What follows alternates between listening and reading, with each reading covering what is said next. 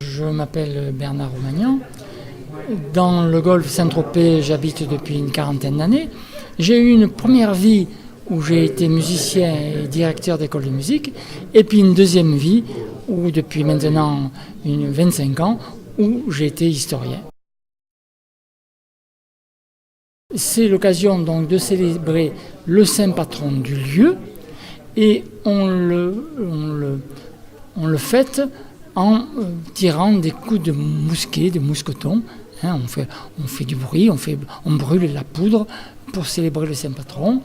Et chaque année, on nomme un capitaine de ville qui représente symboliquement une troupe armée, et on parcourt la ville en célébrant le saint patron. Et c'est un extraordinaire élément de cohésion sociale. C'est un moment où toutes les personnes d'un village se retrouvent pour être ancrées sur leur identité.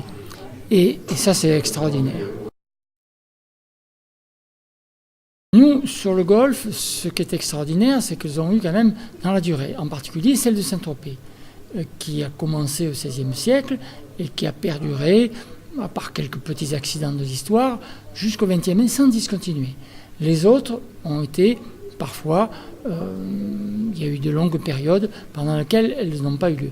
Dans la commune du golfe Saint-Tropez, sous l'Ancien Régime, il y a Saint-Tropez, en ordre chronologique d'abord Saint-Tropez, ensuite la gare de Fresnay, puis Cogolin et Sainte-Maxime. Au XIXe siècle, il y a eu aussi une bravade à Ramatuelle et une autre extrêmement éphémère à Grémont. Et puis, il y a eu un aspect un peu anecdotique. En 1791, il y a eu une seule bravade à Gassin. Alors, ça dépend des périodes. Bien sûr, sous l'Ancien Régime, c'était toujours sous le saint patron.